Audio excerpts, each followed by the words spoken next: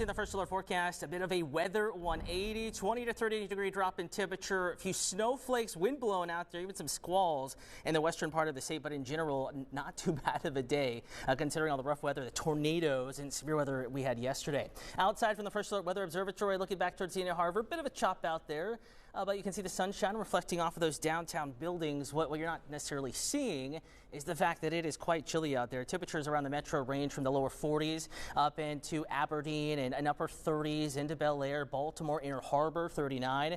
West side starting to drop off a little bit. Westminster did not make it out of the 30s today. 37 is about as warm as it's been all day. So we're at our warmest point and now starting to drop back. And of course, it is going to be a rather cold evening overnight tonight, feeling a little bit more like January than mid-March. But of course, we did have such a warm stretch of weather, mid-80s last week, 60s a couple days this week. It really hasn't been too bad. Hour by hour forecast, temperatures drop back into the low to mid-30s as we get to 7 p.m. and then 8 p.m. Now watch how we drop further here. 9 p.m., 10 p.m. we approach the freezing mark, and this is in Baltimore City tonight. Outside 695, the Baltimore Beltway, it will cool at a quicker rate. So bottom line is St. Patrick's Day, a lot of folks out and about. If your kiddos have practices tonight, lacrosse season underway, you will want to bundle up because temperatures will very quickly get back into the upper 20s tonight, and we will keep dropping from there. We're going to wake up to temps in the low to mid 20s in spots. In fact, can't rule out some upper teens in the first alert forecast as we get into our morning tomorrow around sunrise.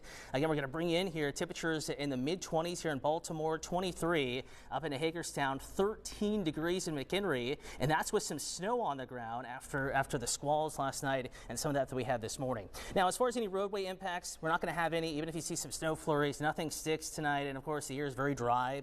That's why we're getting cold, and that wind is helping to dry things out too. Coldest part of the day, 8 to 9 o'clock in the morning, just after sunrise to about mid-morning. It's a slow climb, but we're back in the lower 30s by 10 to 11 o'clock in the morning, and we will continue to climb. So nice recovery from low to mid 20s, but not a warm day. 39 in Elkton, staying in the upper 30s in Bel Air. Stevensville 39, 40 and Baltimore, 41 College Park, and of course coldest spot McHenry, Garrett County. Temperatures in the mid 30s across Baltimore City, upper 30s to right up against 40 degrees. Kind of the average here, neighborhood to neighborhood. Hamden 38, Roland Park 38, Morrill Park 40, Curtis Bay 39.